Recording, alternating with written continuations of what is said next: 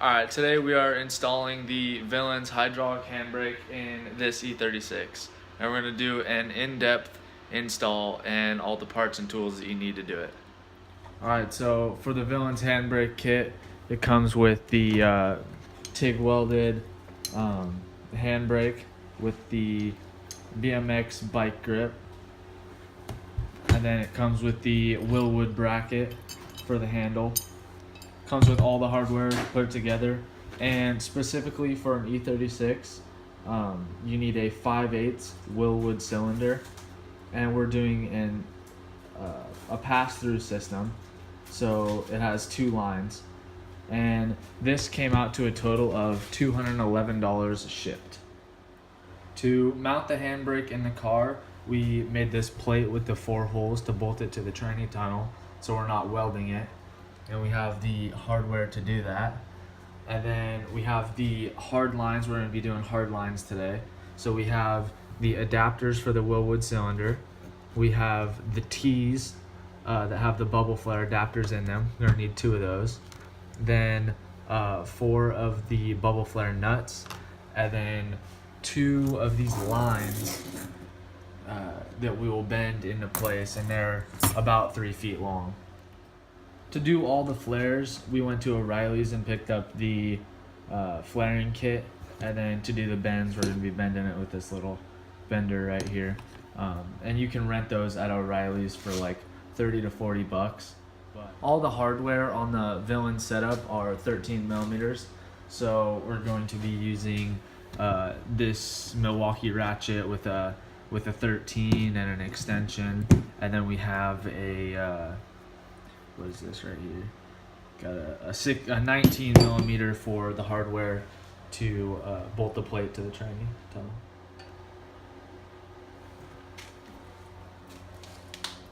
So right now we're just bolting the Willwood bracket down.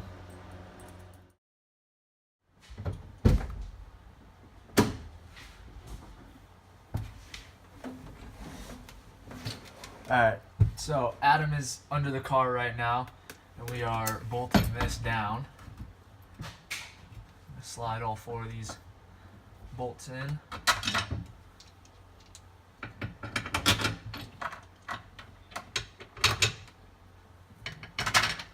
Fits like a glove. Alright. I'm gonna get 13. Or back capacitor, so I can get the cylinder. Yep.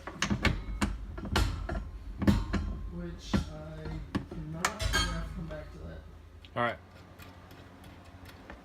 Now that the plate's bolted in, we're gonna bolt the cylinder to it.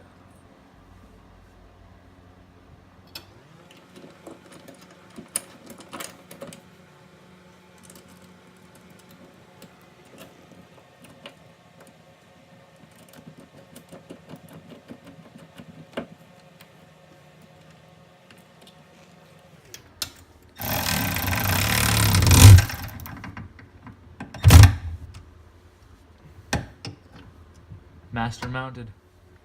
Now we got the handle all installed.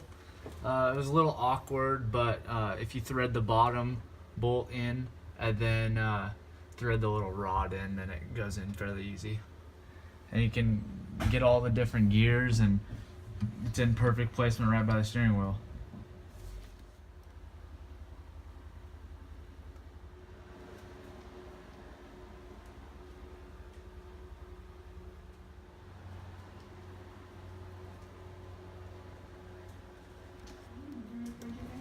Now we are under the car, and there is two brake lines that run the whole length of the car. They're the 2 small 3/16 lines. So we're gonna tap into both of those, cut them about right here, and then we're gonna put a flare nut on all 4 sides. So right now we are taking off the brackets that hold them in place, so we can get a little bit more room to work. Here's a closer look at the lines that run. I'm pretty sure that these 2 right here are fuel lines. This is some evap line, and then these are the 2 individual brake lines that we'll be cutting. One goes to the back right side and one goes to the back left side. Alright, so we're now going to use this brake line cutter. It's going to spew brake fluid everywhere. We marked right behind the driver's seat where we're going to cut, so we're going to cut that right now. So to use one of these, you just tighten it a little bit and then drag it around, tighten it a little bit more, drag it around, tighten it a little bit more, and so on and so forth until it finally cuts.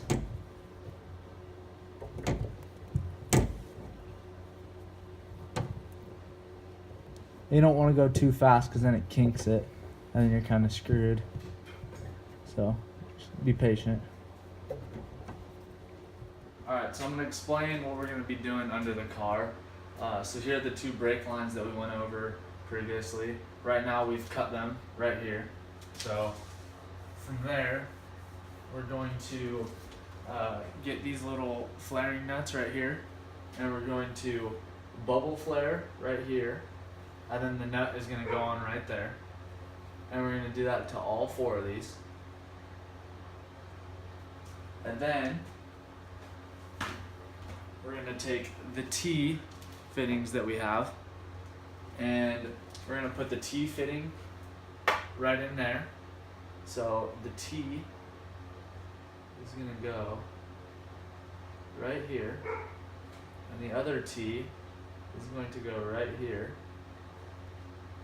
And then with the pre-made lines that we already have that we got at Napa that we went over earlier, these are going to thread in to right there.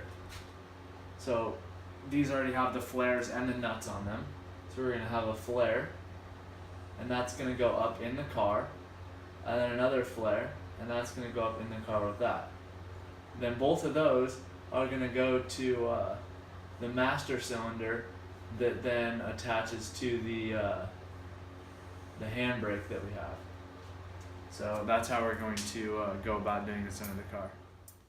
Alright, right now we are going to show how to do a standard bubble flare, and we can't really show it under the car, so we're just going to show you right here on the workbench.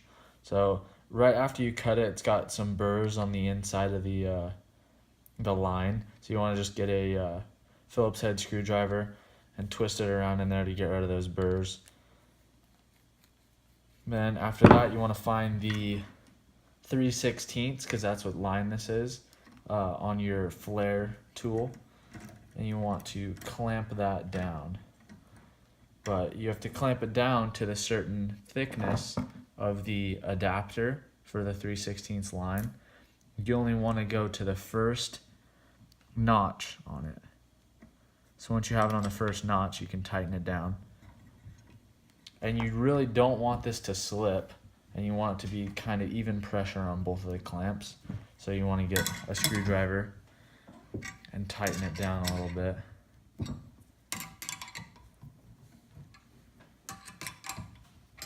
After you have that tight, you want to stick the nipple side down, and then you want to get your clamping part of the tool and slip that over. Line it up, get it up decently tight, and then just double check that everything is straight. And then once you have it straight, you can slowly start to crank it down. And you want to run it down to the point where the black metal part is touching the chrome bit of the clamp. So we're almost there. Alright, so that's good. I'm gonna loosen that up. Then you're gonna take out the black part, set that aside, and then put the tool in without the black part, and this is the part that's the double flare. What we just did was a single flare. So again, make sure everything's lined up straight, and slowly tighten it down until you have a nice and solid flare.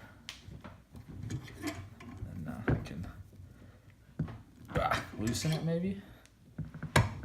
There we go. Then loosen that up. Loosen this up. Pull your flare out. There you go.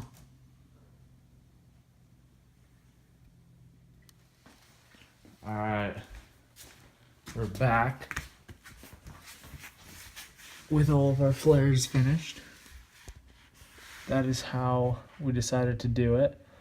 Because with the way the frame is, there's not a lot of room to have the T's go the way you'd think. So we just did it like that and did a little bend here to the straight, another straight with the bend. So now we're going to find out where the center of this is. It is right behind the driver's seat, and we're going to drill a hole to make room for our hard lines that go to the hydro. We took out the seat, so the seat's out. Just bent up the lines. Went straight through that hole that we drilled earlier with a little grommet made out of a vacuum line. Down under the car, the fittings lined up perfect, so those are all tight and connected. On the Willwood Master, there's an inlet and an outlet. The one that goes straight down right here is the inlet, and the one that curves is the outlet. So this one goes to the front of the car, and this one goes to the back of the car. Cracking the bleeder. Adam is pressing the brake down and holding it, and then pulling the handbrake all the way back. We should see some fluid. Nope, not yet. Now you're gonna tighten this. Alright, so starting bleeding, we couldn't get any fluid to come out of the little nipple. So I took the nipple off and used some welding wire to clean it out. We had a little fitting leak under the car, so we tightened that up. And we just started to get quite a bit of fluid to come out. So Adam right now is checking the reservoir for fluid, and then we're gonna go right back to bleeding. So we took out the nipple. Again, these are the ones on the back, and they have a lot of gunk buildup in the bleeder part. So we're just using this little piece of welding wire and trying to clean it out as best as possible. Just cleaning it out. Going from. So after bleeding the hydro for like about an hour, and we used a full carton of the DOT4 brake fluid, we have a fairly good feel on the handbrake. I'm gonna pull that handbrake. Look at that, just a couple inches. And the way we found the best way to do it was to push the brake pedal pretty quickly all the way to the bottom, and then right after it pull the hydro all the way back. Because at first we were doing push the brake, wait a second, pull the hydro, we weren't getting anywhere. But as soon as we pushed down the brake pedal quickly and pulled this back in succession with each other, we found that it worked best. Yeah, and you want to do that with the bleeder open. So you open the bleeder, press the brake, pull the handbrake quickly, and then close the bleeder. So it's easily a two-person job.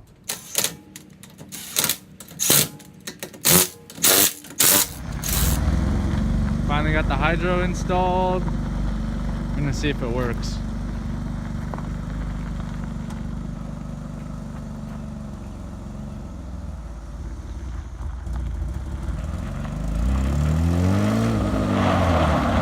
Hey, like a champ. All right, now that it works, looks good in here. Perfect view. Right by the steering wheel. You can get all the gears. First, second, third, fourth, fifth. Reverse. Reverse is a little close, but it's good.